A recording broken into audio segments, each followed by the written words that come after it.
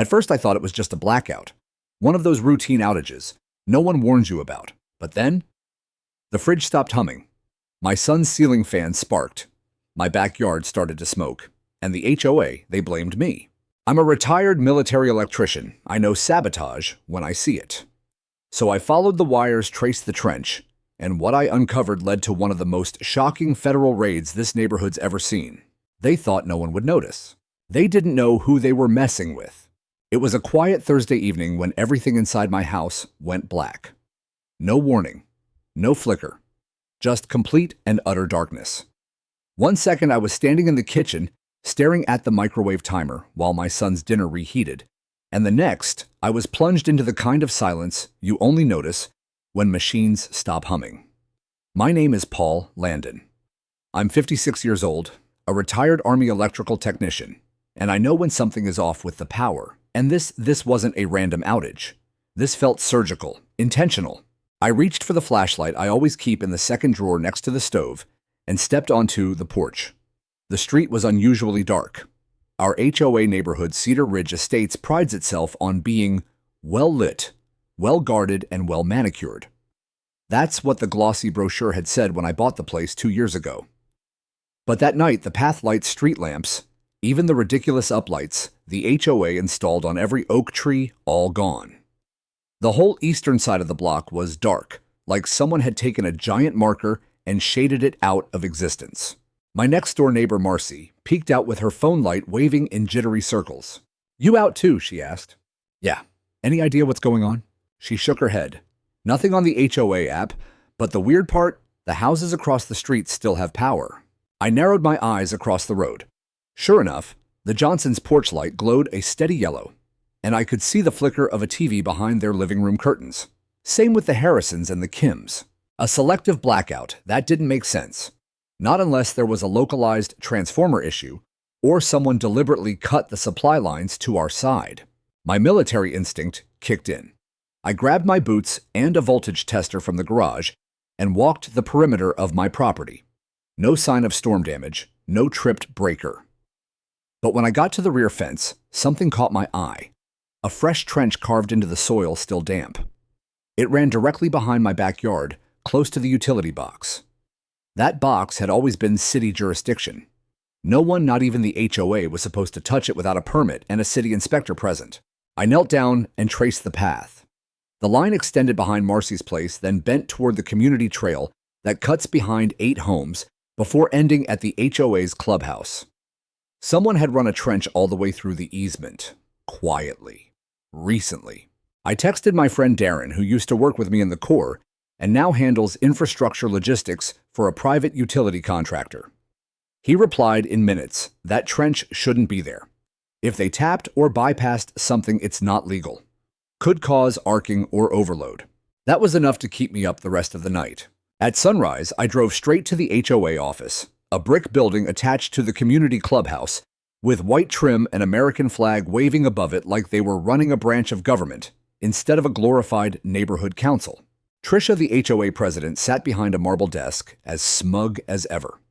Mid-50s, perfect hair, and an air of superiority that could smother a room.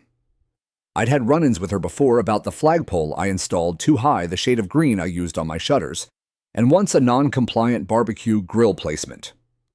But this wasn't about lawn aesthetics. This was about safety. "I'd like to know what work was done behind my house," I said. "There's a trench that looks like it's connected to the utility grid." She blinked slowly, then offered a rehearsed smile. "Paul, any maintenance work performed was fully authorized. You don't need to concern yourself. I am concerned. My power went out. Circuits may be fried. This trench looks recent and unauthorized. It's routine realignment. Improving community infrastructure," she said, sliding a glossy pamphlet across the desk titled Future Forward Cedar Ridge Phase 2 Improvements. It looked like it had been printed last night. "Was there a permit filed?" "Of course," she said, but her eyes flickered for just a moment, and I caught it. I leaned in. "Then you won't mind giving me the contractor's name and the permit number." She paused. "That information is internal. Not when it interferes with public utilities," I replied, my voice firm now. "You know I spent 20 years handling field grids for the Army. If you've tampered with municipal infrastructure, even a single junction that's not routine. That's criminal. Her smile thinned. I suggest you go home, Paul. The power should be back shortly. No need to escalate things. I left her office with a burning sensation behind my ribs. The way she said escalate like it was a threat wrapped in a customer service tone set every nerve in my body on edge. Sure enough, by noon, power returned to my house. But the lights flickered sporadically. My coffee maker never turned back on. The HVAC system clicked strangely. And when I tested voltage in the garage outlets, I found an unstable current surging well above safe levels. Then came the notice.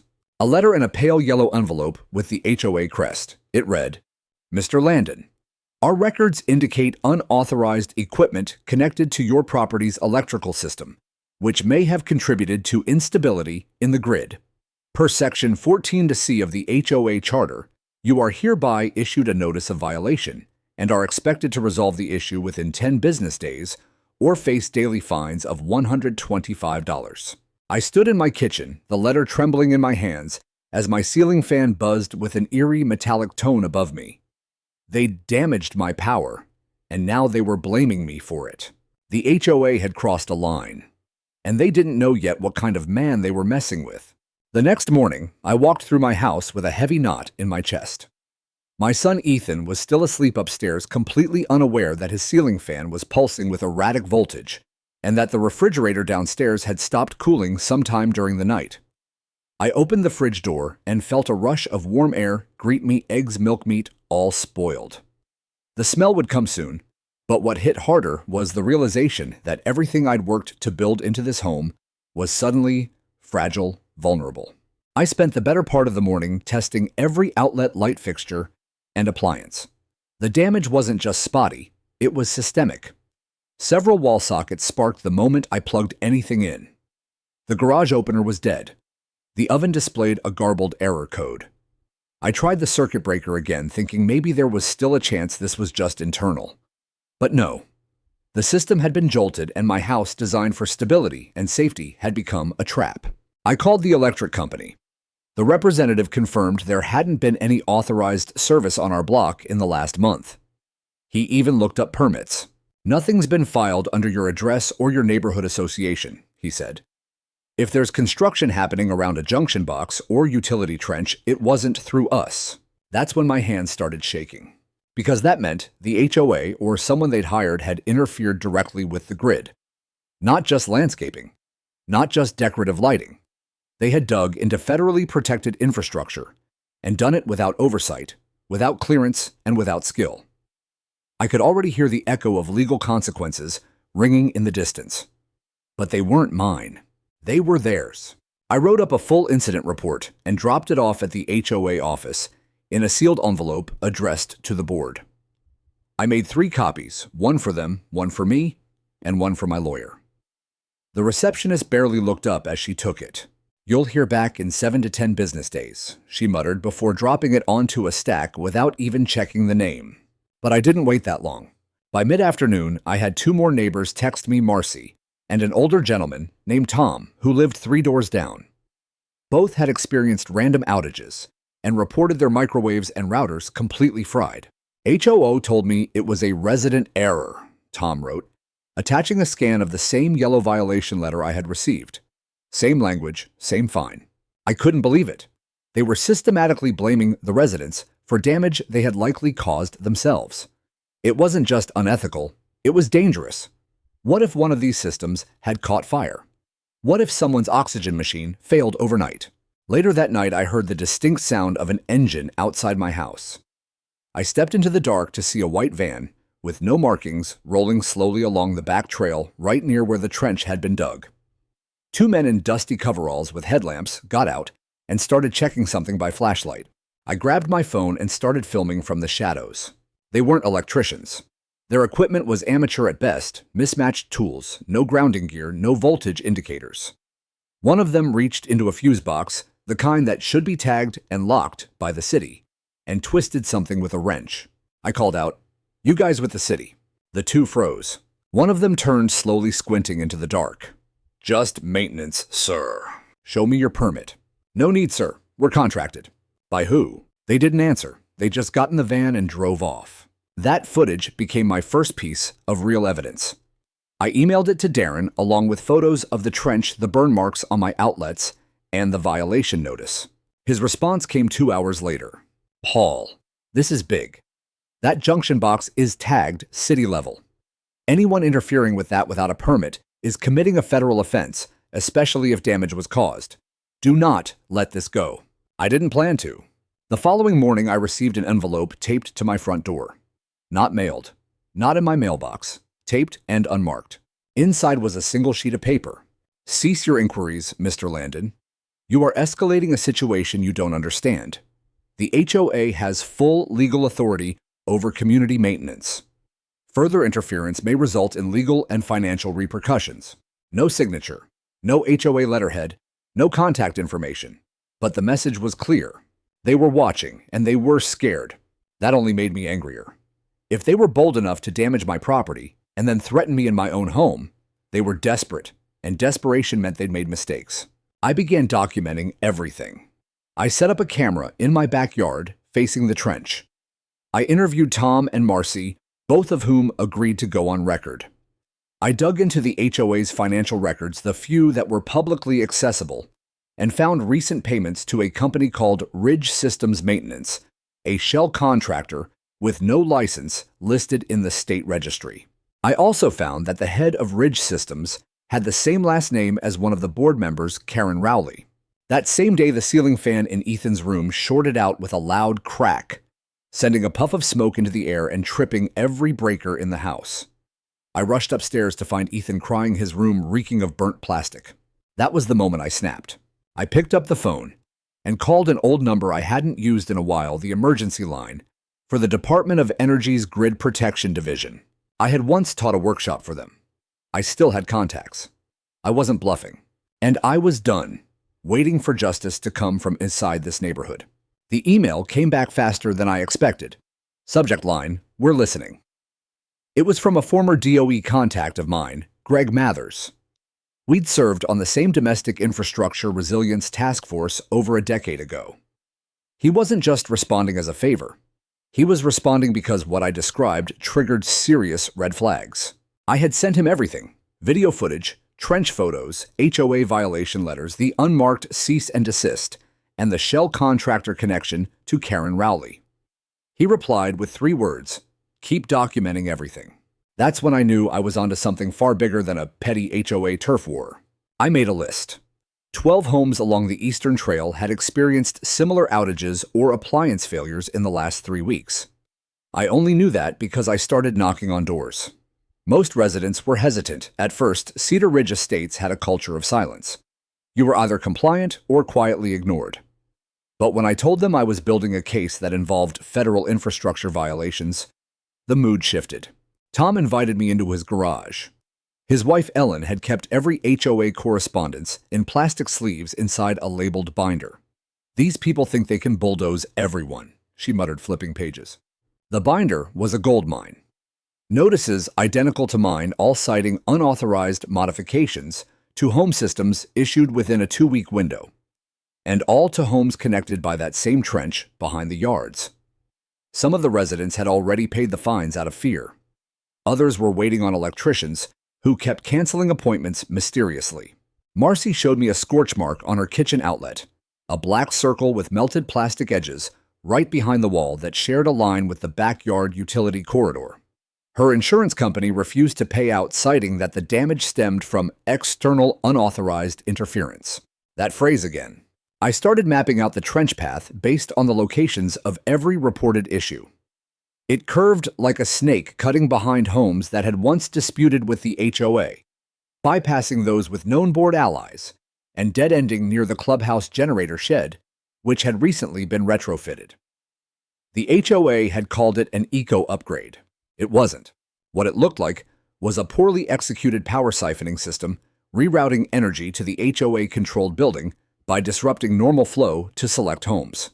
They were bleeding our homes of electricity to keep their compound lit like a Christmas tree. That evening, I sat in the living room with Ethan, who had taken to sleeping on the couch ever since the fan incident upstairs. I didn't blame him. Our home, which once felt like a fortress, now felt booby-trapped. We played cards by lantern light. He asked me why the lights were still messed up when the rest of the street seemed fine. I didn't want to scare him, but I told him the truth. Some people think they can do whatever they want because no one's watching.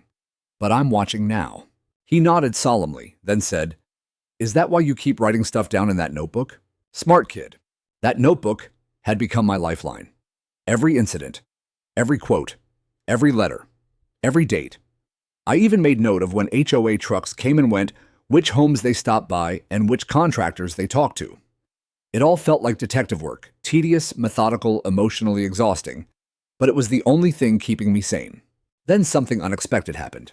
A man named Jordan Tall, mid-30s, wore glasses, and carried himself like he used to be in the military knocked on my door.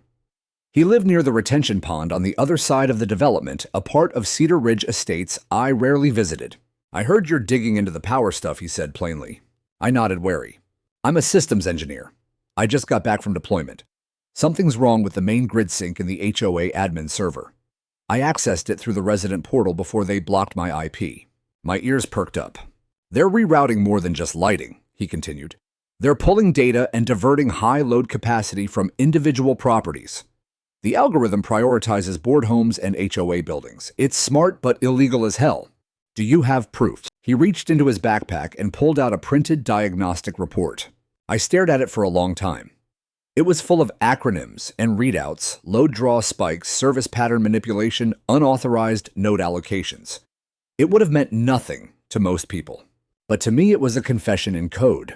That night, I sent the report to Greg. Within 2 hours, I got a call from a restricted number. "This is DOE, Mr. Landon." "Yes." "We're dispatching an assessment team. Keep everything secure. No more door knocking, no more emails. Do not engage the HOA." "Understood." It was the first time someone official had validated what I knew. This wasn't just a community squabble. This was grid interference on a level that could trip fail-safes and trigger cascading failures in the broader infrastructure. And someone was about to be held accountable. But as I hung up the phone, I noticed something chilling. My backyard camera, the one trained on the trench line, had stopped recording 3 hours earlier. The app wouldn't connect. I walked outside with a flashlight, heart racing, and found the unit smashed to pieces. Someone had been in my yard. They knew I was watching, and they were watching me back. The next HOA meeting was scheduled for Tuesday evening, held like always, in the echoey, overfurnished common room of the clubhouse. Rows of white folding chairs lined up before a table dressed in dark blue cloth, where the board sat like royalty behind name plaques. A small microphone crackled on the center stand, but they rarely used it unless they wanted to sound more authoritative when shutting someone down. I hadn't attended a meeting in over a year. They were always a mix of passive-aggressive announcements and superficial community updates peppered with obscure rule changes that no one voted on. But tonight, I wasn't there to listen. I was there to confront. I brought a printed folder, photos of the trench, the damage to my electrical system, the burned outlets, the melted surge protectors, even the repair invoices from the technician I'd paid out of pocket. I also included a copy of Jordan's grid load report, though I kept the digital version encrypted on a secure drive at home. I didn't trust anyone in that room not to try and confiscate it or claim it was fabricated. As I took my seat, I could feel the stares, whispers behind hands, side glances that flicked between me and the board like someone had invited a dog into a courtroom. Then Trisha cleared her throat. "Let's come to order."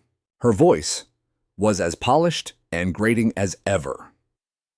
Next to her sat Karen Rowley, treasurer real estate agent, and based on my investigation, the woman behind the unlicensed contractor company funneling fake maintenance projects through the HOA budget. Before we begin, I said, standing slowly, I'd like to address the board directly. Trisha blinked. "This is a scheduled board meeting, Mr. Landon. We'll be opening to resident comments at the end." I didn't sit down. "What's the protocol for emergency safety concerns?" I asked, holding up a photo of the burnt circuit breaker. "Or is the board policy to respond only after someone's house catches fire?" That got their attention. Karen leaned forward. "If you're alleging some kind of danger, you need to submit your complaint through the proper form. We don't allow." "There's no form for what you did," I interrupted louder now. "You've tampered with the electrical grid running behind at least a dozen homes. You've caused damage to personal property, endangered children, and falsified permits to cover it up. A few gasps rose from the audience. Tricia raised her hand like a traffic cop. Mr. Landon, if you do not cease this outburst, I will ask security to remove you. Go ahead, I challenged. Maybe the federal agents I spoke to this week would be interested in how your security operates. That changed the air. Karen's face went pale. Tricia's mouth twitched into a frown. You're making baseless accusations, she said, choosing her words carefully now. The HOA is authorized to make adjustments to community infrastructure. All work has been reviewed and approved. By whom, I asked. Your sister-in-law's fake contracting company, because I checked the state registry.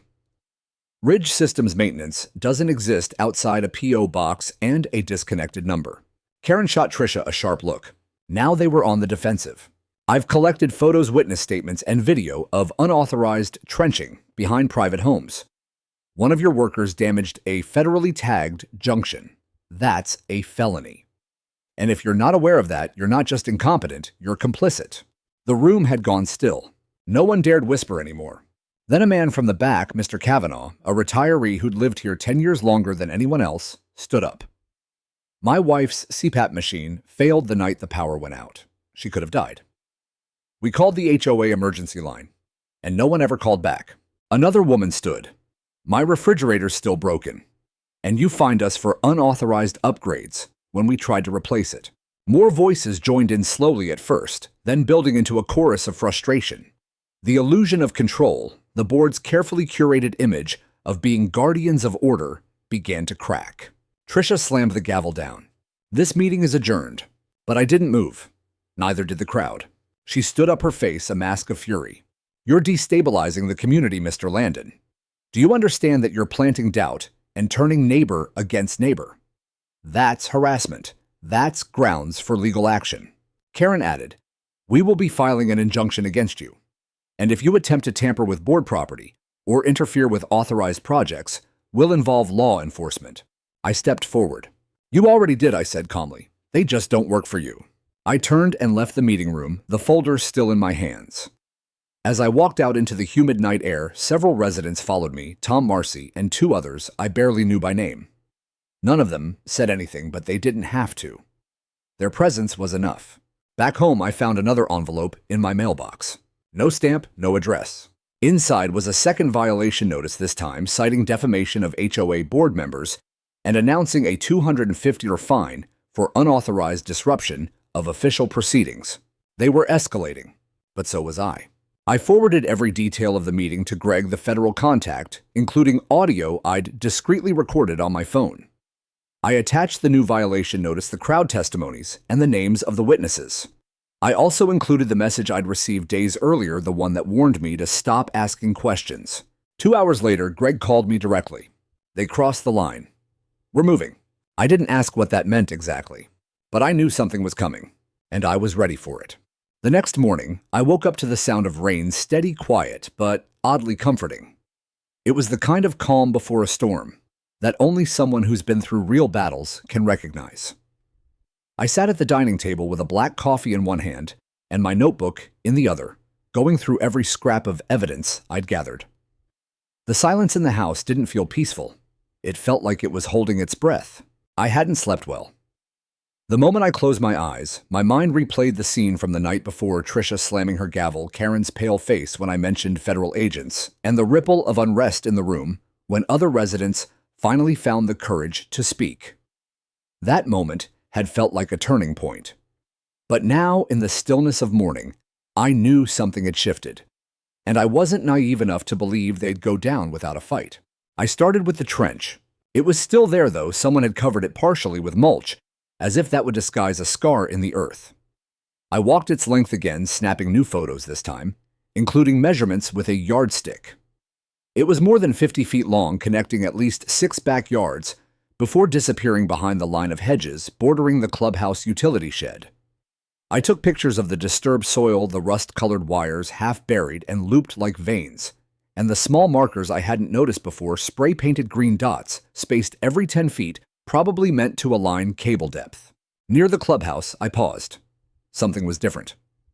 The utility shed, usually locked, had a padlock dangling open. I looked around, no one in sight. The rain helped, it made everything quieter. I opened the door. Inside the place was an electrical Frankenstein conduit, pipes running in twisted bundles, a breaker box humming too loudly, and wires that looked like they'd been spliced together with cheap twist caps. I spotted 3 power inverters, 2 of which were not residential grade, wired into a control unit labeled aux feed security plus admin. That wasn't normal. I took pictures, being careful not to touch anything. On the back wall, pinned sloppily, was a laminated sheet, a diagram showing the trench route.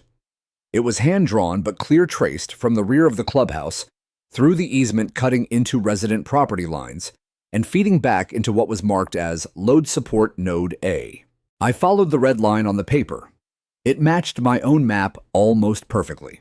I knew then that this wasn't about routine maintenance. This was a theft. An organized, deliberate siphoning operation designed to pull power from resident homes to supplement the HOA's infrastructure, without permits, without inspection, and without a single ounce of accountability. And Karen Rowley had built it. Back home, I pulled up public records. I'd already searched Ridge Systems maintenance and found nothing. But now I dug deeper. I searched business licenses, fictitious name filings, and tax records. Eventually, I found it RSM Holdings LLC, registered under a different address, but the agent listed was one Kevin Rowley, Karen's brother, registered 2 months before the trenching started. No physical office, no phone number, and a website under construction. The LLC had billed the HOA over $38,000 in the last quarter, according to the finance meeting minutes I'd downloaded a month ago. All labeled under infrastructure development, emergency grid enhancements. Enhancements, they were bleeding power from people's homes to keep their clubhouse powered during summer AC spikes. This wasn't incompetence. It was criminal exploitation. I printed everything and sent it to Greg via encrypted upload. I called him afterward. I found their core layout, I told him. I have photos of the trench map, inverter system, and a direct line showing the infrastructure theft. They're masking it as an emergency system, but drawing from residential load. Greg paused on the other end of the line. Then he said, "That's exactly what we needed. Paul, keep your phone nearby. I can't tell you when, but it's going to happen soon." I hung up and sat back. I should have felt relief, but instead, a wave of anxiety rushed through me. Because I knew how cornered people behaved. I'd seen it overseas. I'd seen it in courtrooms. And I was about to see it again, right here in the middle of a peaceful suburban neighborhood. At noon, I got an email from the HOA. Subject line, "Final warning, legal action imminent." The body of the email accused me of unauthorized entry defamation and threats against board safety. They attached a $500 fine and warned of escalated legal recourse if I did not cease all vigilante investigations within 48 hours. I laughed, a hollow, humorless laugh, because they were panicking. That same day, a friend from the city planning department, Angela, replied to a request I'd submitted 2 weeks earlier under FOIA. She sent me a PDF of all permits issued in the last 6 months for Cedar Ridge Estates. There were 3. None of them related to electrical work. None of them issued to Ridge Systems. One of them, ironically, was for a tree trimming event scheduled 2 months ago that had never happened. They hadn't even tried to file fake paperwork. They were operating completely outside the system. I printed the documents and slid them into my evidence binder. My notebook had grown too thick to hold everything, so I labeled a storage box and started organizing files by category: photos, emails, witnesses, permits, threats. Around 5 p.m., Tom called. "You should see this," he said, his voice taut. "Check your front yard." I stepped outside. A red flag had been staked in my grass. Attached to it was a laminated notice in bold print. "This residence is currently under review for ongoing violations. Residents are advised to refrain from engaging with the owner. Failure to comply may result in additional fines or restrictions." They were trying to isolate me, turn me into a pariah. But they didn't realize something important. You don't intimidate a man trained to walk through war zones with wires strapped to his back. You don't shame a father whose kid nearly died because someone wanted to reroute a power line. And you damn sure don't steal electricity from a man who built half his career protecting it. I took the flag, snapped a photo, and burned it in a steel bucket out back. No one owns my property but me. Not anymore. It happened at 2:37 a.m. The smoke alarm in the hallway blared like a war siren, jolting me out of sleep.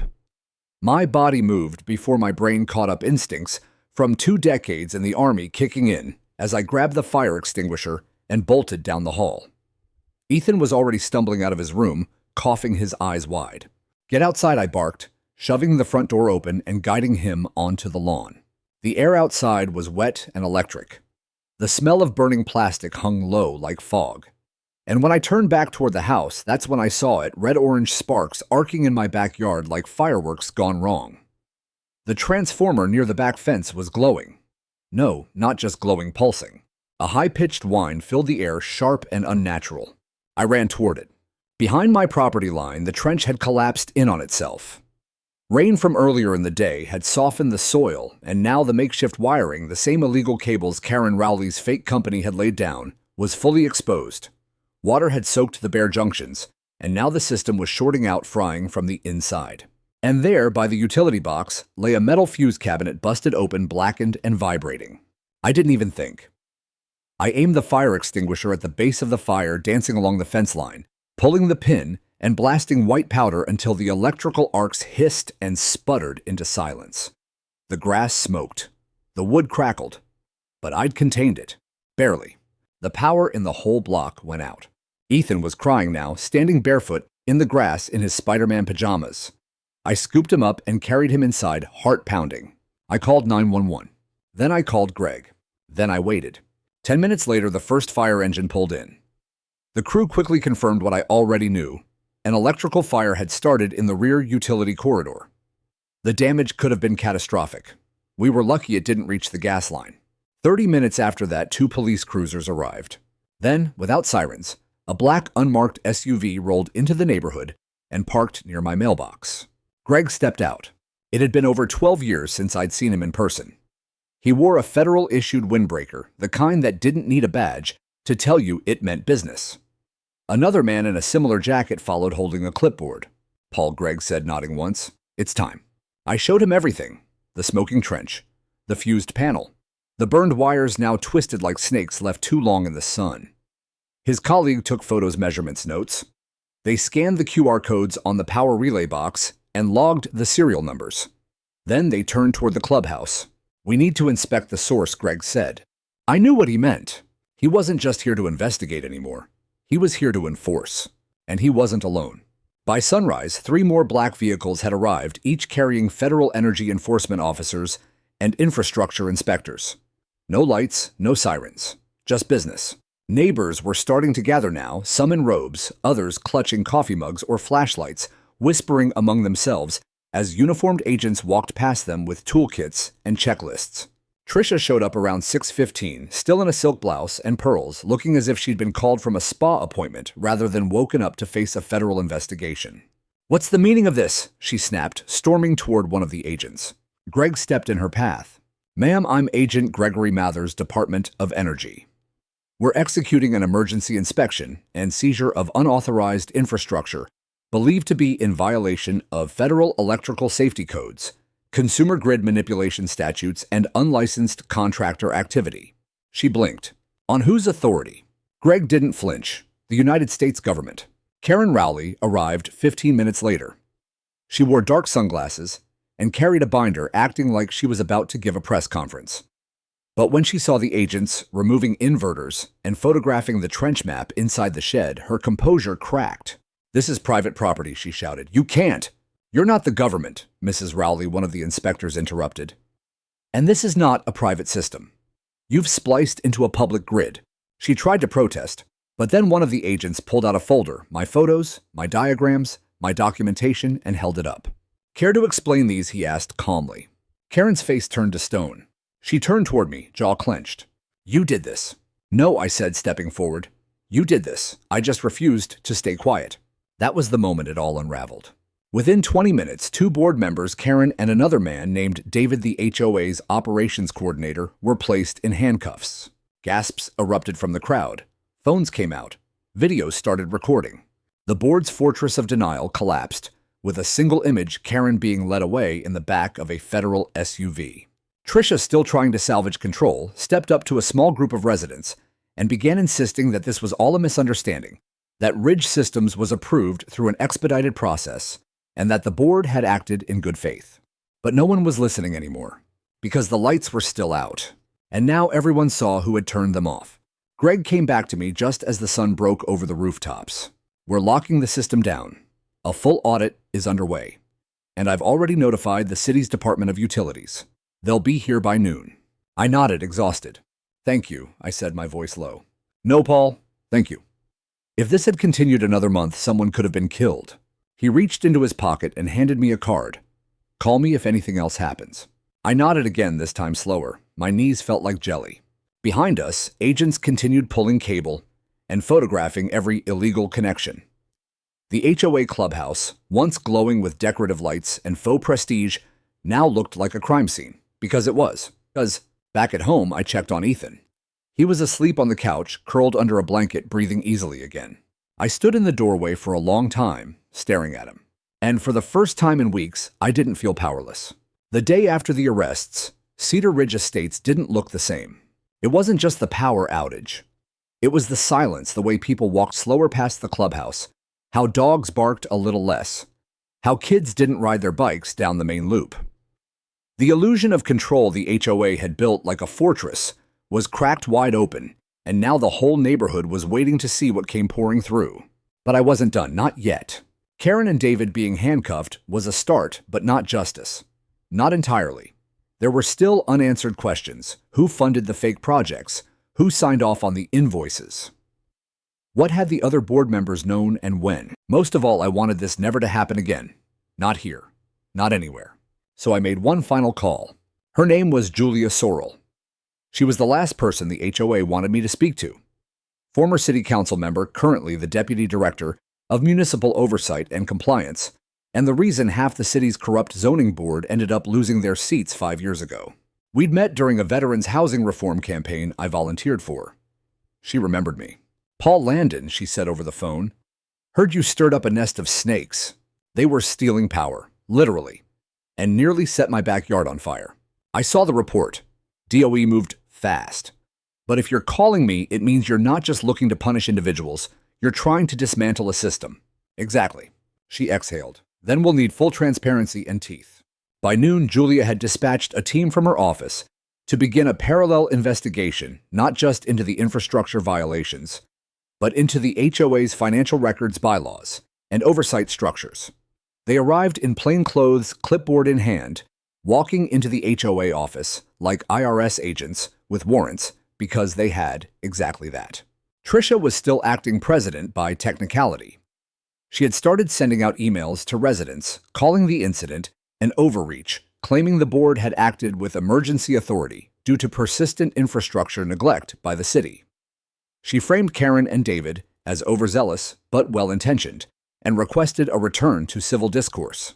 But the residents weren't buying it, especially not after Julia's team posted a notice on the HOA bulletin board. Effective immediately, all HOA financial operations are suspended pending full audit. Residents are advised not to pay fines, assessments, or fees until further notice. That landed like a thunderclap. Neighbors who had been too afraid to speak up before started walking up to my driveway, thanking me. One man, who barely ever left his garage, handed me a box of old HOA newsletters from the past 5 years. Another woman brought me a flash drive, anonymously saying only I used to work in their office. This might help. Inside were scanned copies of dozens of internal memos, vendor payments, meeting notes, many of which had never been shared with residents. One memo in particular made my skin crawl. If Landon continues interference, consider strategic enforcement under Section 5B Pattern Violation Enforcement. Increase fines and schedule inspection overlap. Limit email correspondence and maintain verbal-only directives. They'd had a plan, a full playbook for how to silence me. But now their playbook was public. Julia called me again that evening. We found something else, she said. Ridge Systems didn't just build the HOA.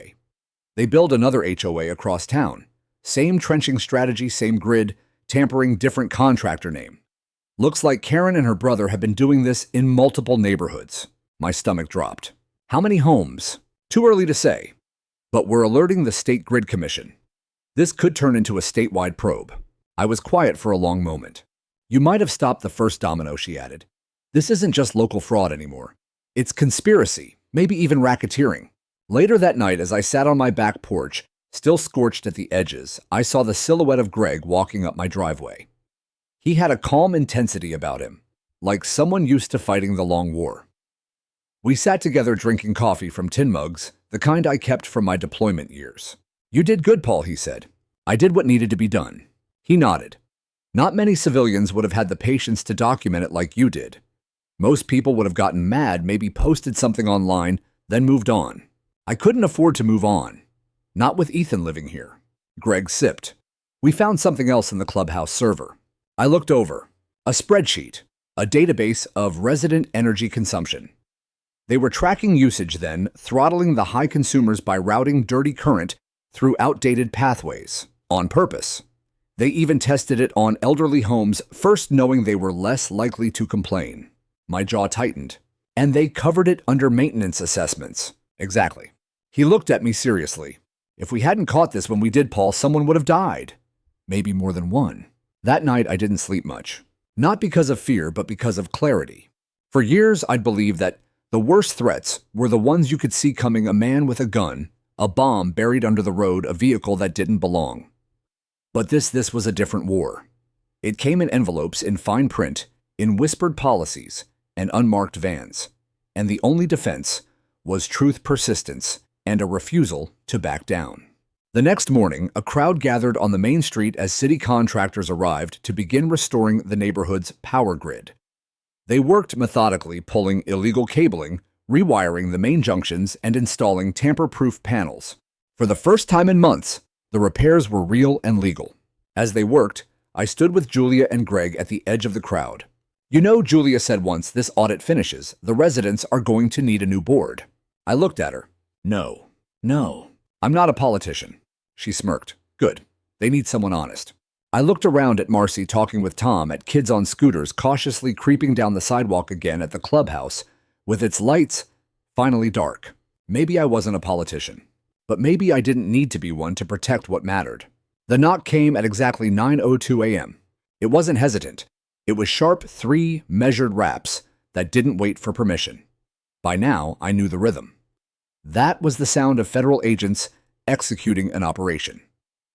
I opened my front door to see a group of 3 in suits, 2 in DOE windbreakers, and 1 plainclothes investigator holding a stack of manila folders, each one thick with documents. Mr. Landon, the lead agent, said, nodding. "May we come in for a moment?" I stepped aside without hesitation. Ethan was at school and I had nothing to hide. They sat around my dining table, which had become a kind of war room over the past few weeks, covered in maps, printed emails, violation letters, and my notebook, now dog-eared and filled with annotations. The lead agent opened the top folder and slid it toward me. "Warrants were issued this morning for a full seizure of the HOA's digital and financial records," he said. "We're coordinating with the State Attorney General's office and the Municipal Oversight Committee. This has officially escalated to a multi-agency case." I skimmed the warrant. The language was cold and precise: suspected embezzlement, unauthorized utility modification, unlicensed contracting, intentional endangerment of residents, conspiracy to defraud. Conspiracy. They were calling it what it really was. "You'll need to be available to testify," the agent continued, "possibly in both civil and criminal proceedings. Your documentation has become the cornerstone of this case." I nodded. "I'm ready." Within the hour, the agents moved in. 3 SUVs rolled up to the HOA office. Not unmarked this time. Clearly labeled with the DOE seal and the insignia of the State Public Utility Commission. The visual alone was enough to send a ripple through the neighborhood. Residents stopped watering their lawns. Others stepped onto porches with coffee mugs halfway raised. It was as if the community had collectively paused, like holding its breath again, but for a different reason. We were watching justice arrive. Inside the clubhouse, I could see Tricia through the glass doors. She was seated at her usual spot, at the boardroom table, lips pressed into a thin, defiant line, hands folded as if in prayer. But this time there were no gavel pounds, no commanding monologues. Just silence, as the agents read out the warrant. They boxed up servers' hard drives, even the HOA's central Wi-Fi router. One of the agents pulled documents from a locked filing cabinet including what looked like blank fine slips pre-signed by Karen Rowley. The ink hadn't even dried on the last batch. By noon, Tricia was escorted out not in handcuffs, but flanked by 2 agents who didn't allow her to speak to anyone. A few hours later, news crews showed up. The headlines wrote themselves. State and federal agents raid HOA office over power grid tampering. Residents allege years of financial abuse, threats, and retaliation. A whistleblower veteran triggers major HOA takedown. The media wanted interviews. I declined most of them. I hadn't done this for attention. I did it because my son had nearly been electrocuted in his own bedroom, and because I saw good people being bullied, silenced, and extorted in broad daylight. Later that evening, Greg returned to my house. "You've changed the landscape," he said, as we stood on my back porch watching electricians finish stabilizing the junction box behind my yard. HOAs operate in a weird gray area, quasi-governmental but privately shielded. No one's really been held accountable at this scale before. Until now. I didn't respond right away. The lights across the neighborhood flicked on one by one. No surges, no flickers. Just a clean, steady glow. Greg smiled. "That's what victory looks like." I exhaled and sat down in the patio chair, finally allowing myself to feel the exhaustion creeping into my bones. But then something happened I didn't expect. A group of neighbors gathered in my front yard. It started with Marcy, then Tom and Ellen, then Jordan, and a dozen more from houses I couldn't even name. They came bearing food, warm hands, folded thank you notes, and offers I'd never heard in this neighborhood before. "If you ever need anything, and we've got your back now." Someone brought lights, real ones this time. Solar-powered lanterns that they strung along my porch in a quiet show of solidarity. It was beautiful and humbling. And in that moment, I realized something. They weren't just grateful I'd stood up to the board. They were inspired, because fear had been the currency the HOA used to rule. Quiet fines, closed meetings, veiled threats, and misdirection. And I had shattered that illusion not just with words, but with proof, with process, with the quiet relentlessness of a man who had nothing left to lose and everything left to protect. Julia arrived just before sunset, holding a clipboard and a tablet. "City Council's pushing for emergency HOA reform legislation," she said. "They want your help drafting resident protections, a code of accountability. They want you to speak." I shook my head, overwhelmed. "I'm not a public speaker." She smiled. "Maybe not, but you are a leader now." We both turned as the street lights flicked on down the entire block, clean light, no flicker, no theft. Just power flowing where it belonged. Julia looked around and said, "You didn't just get your lights back, Paul. You got your community back." And maybe, just maybe, that was the justice I never knew I needed.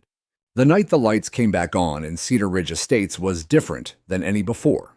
Not because of the bulbs or wattage, or the new city-approved transformers humming quietly under lock and key. No, it was the feeling. It was the way light hit people's windows and nobody flinched, how families opened their curtains instead of drawing them, how neighbors walked the sidewalks after dinner like they weren't afraid of being watched anymore. For the first time in months, light didn't just mean electricity. It meant freedom. It meant the truth had finally come to the surface and refused to go back underground. The following morning, the city posted the results of the preliminary audit. It was a bombshell. $126,000 in unaccounted HOA expenditures over 10 months. At least 4 fraudulent contractor accounts used for infrastructure work that had either never been completed or had been dangerously and illegally executed. A series of backdated emergency meeting minutes where the board allegedly approved trench work without quorum, or in some cases, without any vote at all. And perhaps most damning of all, over 23 homes in our neighborhood had their electrical load siphoned and diverted without permission, notification, or regulation.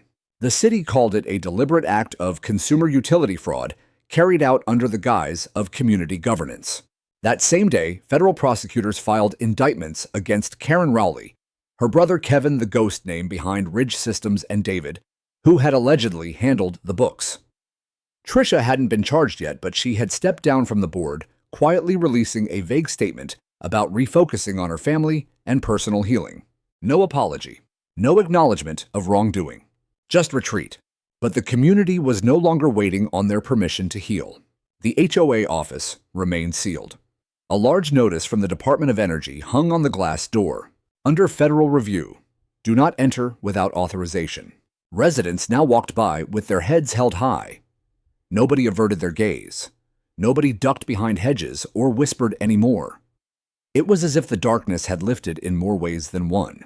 Tom organized a neighborhood potluck. Not an HOA-sponsored event, just people gathering because they finally felt like they could. Someone brought brisket. Marcy baked her famous lemon bars. Kids rode bikes in loops around the cul-de-sac, while their parents stood in little circles laughing, catching up on conversations they hadn't dared to have in months. One woman approached me. Her name was Diane, lived on Birch Hollow Drive. I barely remembered her face, but she had tears in her eyes. "You saved us," she whispered. I shook my head. "No, I just didn't back down." "You did more than that. You showed us how." Later that evening, city council members hosted a town hall in our neighborhood the first time any of them had set foot in Cedar Ridge Estates in years. Julia led the discussion, standing at a makeshift podium in front of the clubhouse, now stripped of its vanity lighting and ornamental banners. She gestured to me from the stage. I didn't want to go up. I'm not made for microphones or speeches. I'm made for wires and fuses, and stubborn persistence. But when the community started clapping, I couldn't say no. I walked up slowly, heart pounding, and took the mic. "My name is Paul Landon," I said. "Some of you know me. Some of you only heard what the board said about me." Laughter stirred gently. I didn't start this because I wanted a fight. I started this because something was wrong and they told me to stay quiet. That was the first red flag. When people in power want silence, it's not for your protection, it's for theirs. The crowd was still listening. They rerouted our power. They fined us for speaking up. They wrote the rules, broke them, and then punished us for noticing.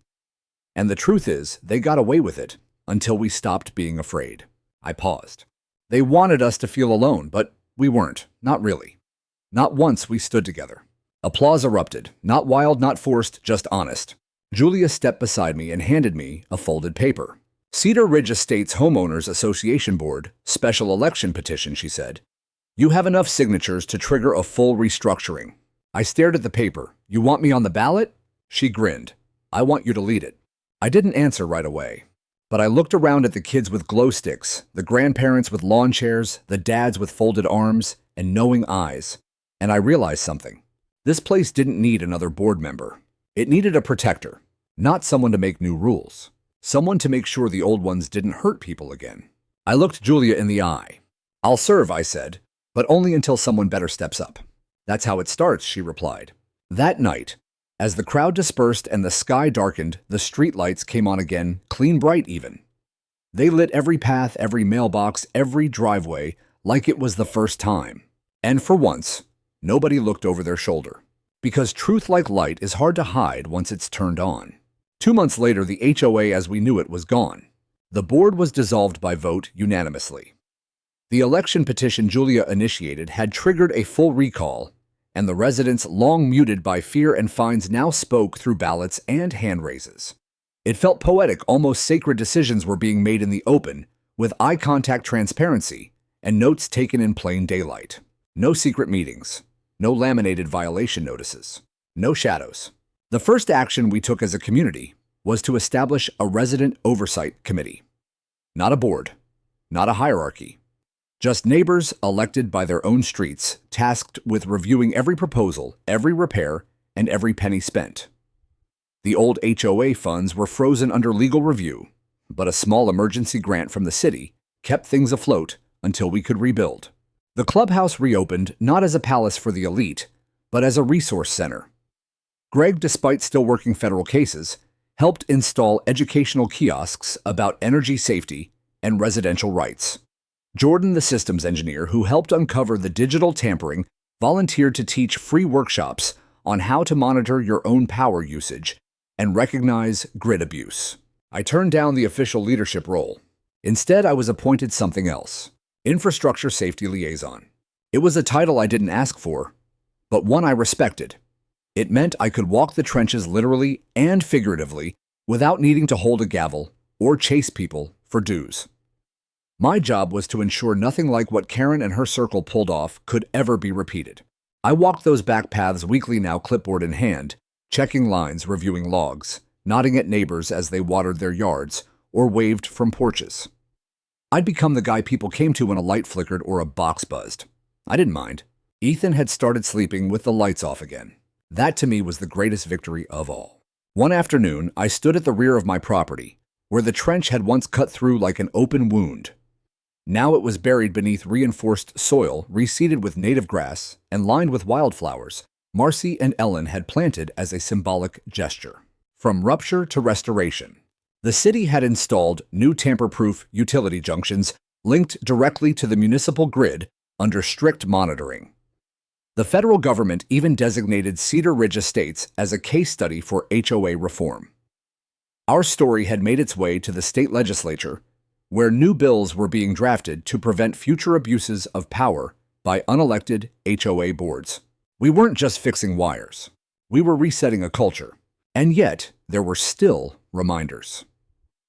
One day, I found a faded yellow envelope in my mailbox, an old violation notice buried under years of weather and dirt stuck to the bottom. It was from the first month I moved in. A warning about excessive flagpole height. I held it in my hand for a long time, then laughed. I left it on the new community bulletin board with a note. Reminder never again. People started adding their own. A torn-up fine for non-approved holiday lights. A photo of the broken backyard camera from the night of the fire. A printout of the audit summary circled in red. It wasn't just memorabilia. It was a warning.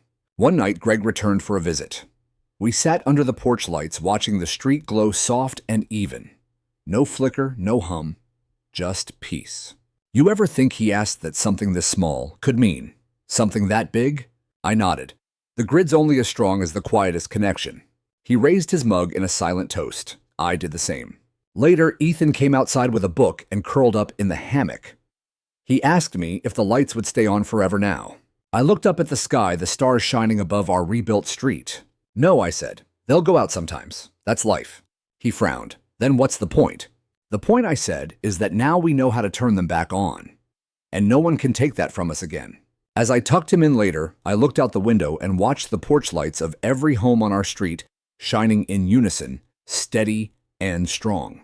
We had reclaimed the power literally and figuratively.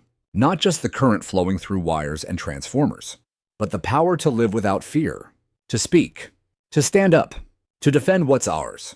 And in that light, finally, we could all sleep in peace.